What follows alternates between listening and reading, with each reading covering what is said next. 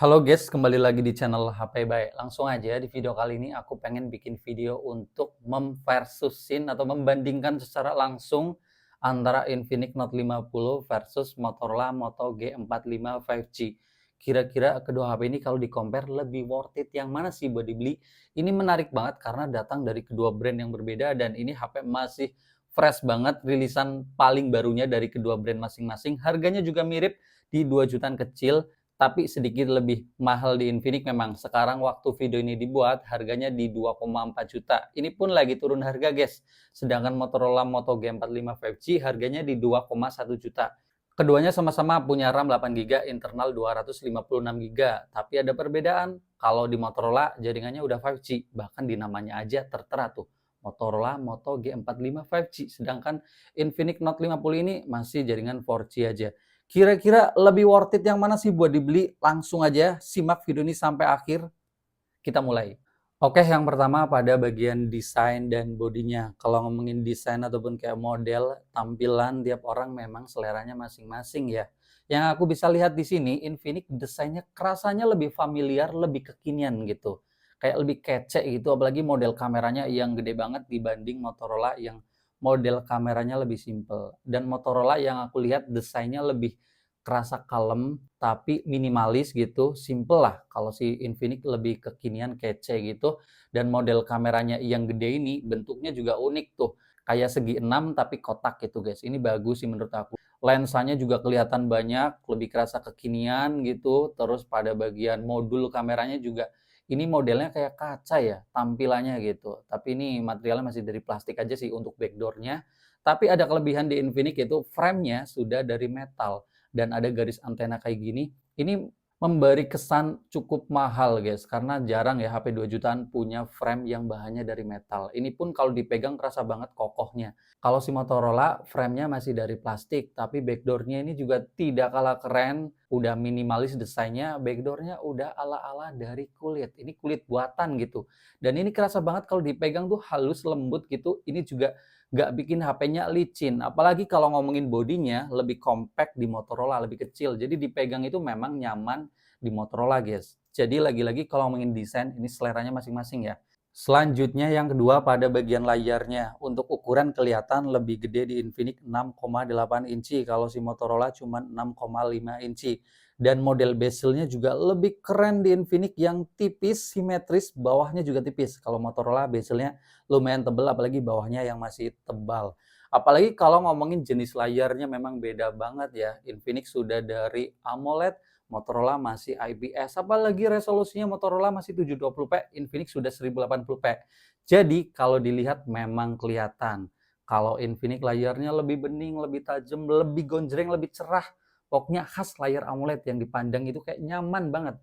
Kalau si Motorola memang layarnya masih kelihatan agak cukup burik ya. Tapi untungnya udah punya refresh rate tinggi di kedua HP ini. Motorola 120 Hz, Infinix 144 Hz. Memang lebih tinggi di Infinix, tapi yang aku rasakan mataku masih sulit membedakan 120 dan 144 Hz. Jadi intinya sih udah sama-sama mulus. Terus kalau ngomongin brightness layarnya, ini juga lebih terang di Infinix yang bisa sampai 1300 nits. Jadi kalau dipakai di luar ruangan, kelihatan banget nih.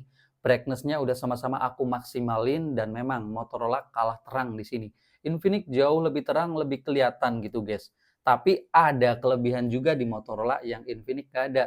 Yaitu Motorola sudah punya Corning Gorilla Glass di layarnya. Gorilla Glass 3 yang tentunya lebih tahan terhadap goresan. Kalau Infinix belum ada, tapi Infinix juga punya kelebihan lagi di bagian layarnya, yaitu sudah punya fingerprint di layar yang tinggal ditempel dan nyala gitu guys. Ini enak banget juga dan Infinix juga sudah punya always on display yang bisa diatur-atur tuh, bahkan foto aja bisa. Selanjutnya yang ketiga pada bagian performanya. Ini menarik banget juga. Infinix sudah pakai chipset dari MediaTek Helio G100 Ultimate. Kalau Motorola dari Snapdragon 6S Gen 3. Dan untuk skor Antutunya di sini ternyata juga mirip-mirip aja guys. Aku cukup kaget sih karena Motorola juga cukup tinggi 421 ribuan dan Infinix 425 ribuan. Lebih tinggi sedikit di Infinix. Jujur aja kalau buat sekedar multitasking, buka tutup aplikasi yang banyak, di kedua HP ini udah sama-sama lancar guys, nggak ada yang kerasa lemot gitu. Performanya pun udah kalau di-compare head to head kayak gini udah sama-sama kenceng guys, sulit untuk dibedakan. Sedangkan untuk main game di sini ada perbedaan sedikit, mungkin lebih enak di Infinix karena Mobile Legends aja settingan grafisnya lebih tinggi tuh, bisa ultra. Kalau di Motorola hanya di super ultra. Untuk performanya di kedua HP ini kalau sama-sama dimentokin di rata kanan sih sebenarnya udah sama-sama lancar guys. Cuman karena grafis lebih tinggi, ya jelas lebih pengalamannya lebih enak di Infinix. Terus kalau buat main PUBG, ini settingan grafisnya sih sama aja ya, di Smooth Ultra maksimalnya dan kedua HP ini juga sama-sama sudah punya sensor gyroscope yang hardware. Jadi kalau dipakai gyronya nggak delay-delay. Performanya pun kedua HP ini kalau buat main PUBG aku ngerasainnya mirip-mirip aja, udah sama-sama lancar. Terus buat main Genshin Impact pun di sini settingan grafis kemampuannya tuh mirip-mirip aja. Bagusnya itu di settingan grafis terendah atau rendah di FPS 30 aja. Di settingan ini cukup nyaman dan sama-sama lancar. Tapi kalau dinaikin di 45 FPS atau di grafis sedang, kedua HP ini sama-sama berat guys, kurang nyaman. Tapi aku bisa bilang kalau buat main game masih nyaman di Infinix karena Infinix didukung dengan layar yang lebih gede, layarnya sudah dari AMOLED dan juga ada fitur yang keren di Infinix yaitu bypass charging. Kalau Motorola belum punya, itu fitur yang cukup kepake untuk penggunaan gaming. Selanjutnya yang keempat pada bagian speakernya. Kalau ngomongin speaker, kedua HP ini sama-sama punya stereo speaker. Ada dua di bagian bawah dan di bagian atas kalau Infinix. Dan kalau Motorola di bagian nih, di atas kamera depan nih, bukan di sini. Tapi untuk kualitasnya memang sedikit lebih enak di Infinix, apalagi Infinix sudah kolaborasi sama JBL. Ya, kalian bisa dengerin sampelnya berikut ini. Ini Infinix.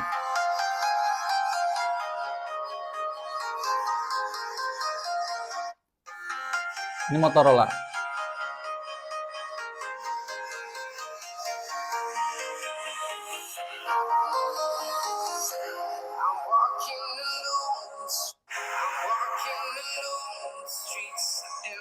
Infinix volumenya lebih keras dan lebih power aja gitu. Kalau Motorola kayak masih kalah keras dan sedikit agak kurang lepas gitu guys.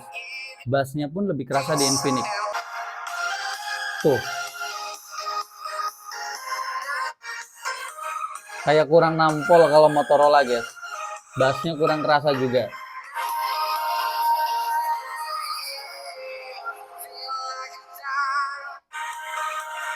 Tuh, ini volumenya udah aku sama-sama maksimalin. Wah, mantep banget.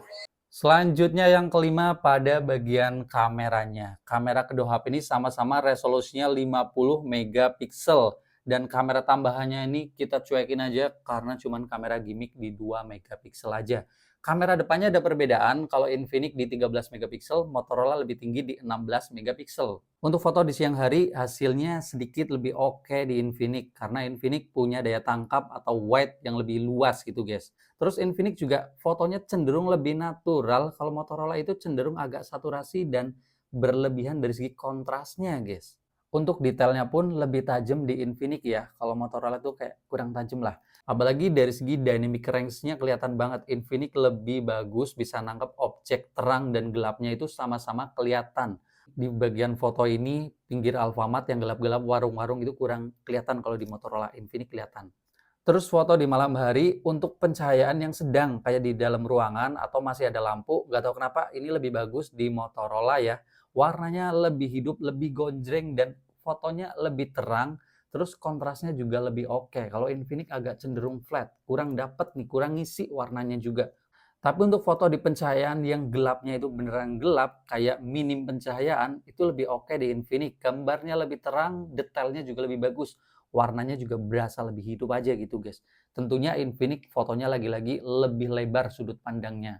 Terus untuk foto selfie di kamera depannya lebih bagus di Motorola, dari segi ketajaman memang 16 megapiksel, Infinix 13 megapiksel aja kelihatan sih kalah tajam. Terus dari segi warnanya juga berasa lebih hidup aja, lebih saturasinya lebih dapet gitu guys. Untuk foto potretnya juga di beberapa kondisi lebih bagus di Motorola ya, lebih blurnya itu lebih dapet gitu lah. Dan juga lebih rapih. Terus untuk foto selfie di malam hari, kadang-kadang hasilnya lebih bagus di Infinix, kadang lebih bagus di Motorola. Tapi lebih cenderung lebih bagus di Motorola karena detailnya lebih tajam, gambarnya juga berasa lebih hidup warnanya, dan juga mode potretnya di beberapa kondisi lebih rapih gitu. Tapi kadang-kadang Infinix juga hasilnya di beberapa momen lebih bagus gitu, kayak lebih natural aja gitu guys. Kalau Motorola soalnya kadang-kadang rawan saturasi sama kontrasnya berlebihan. Kalau ngomongin perekaman video, di kamera belakang Infinix bisa sampai 2K ya. Jadi kelihatan memang video Infinix lebih tajam, tapi di sini aku settingnya pun di 1080p udah langsung kelihatan, guys. Infinix gambarnya lebih tajam, kalau Motorola agak noise dikit gitu, meskipun video di siang hari kurang bening aja gitu, guys. Terus Infinix juga sudut pandangnya lebih lebar, angle-nya itu lebih luas, terus warnanya juga kerasanya lebih natural. Kalau Motorola ini cenderung kontrasnya berlebihan, tapi Motorola punya kelebihan pada bagian stabilisasinya lebih smooth yang aku lihat, guys. Terus kalau geser-geser juga lebih stabil. Itu juga terjadi di kamera depan ya. Videonya kerasanya lebih stabil dan lebih smooth, lebih minim hentakan gitu. Infinix sebenarnya udah sama-sama stabil juga. Terus untuk kualitas warnanya juga di kamera depan menurut aku lebih bagus di Motorola ya.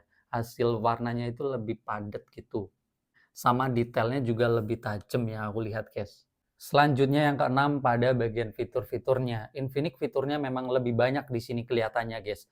Karena Infinix sudah punya fitur wireless charging, ini keren banget untuk HP 2 jutaan. Dan memang jarang banget HP 2 jutaan punya fitur tempel-tempel ngecas kayak gini, guys. Canggih banget ya. Terus Infinix juga sudah punya fitur halo aktif. Di bagian belakang, di bawah lensa kamera bisa nyala-nyala nih, guys. Jadi bisa dipakai juga buat LED notifikasi.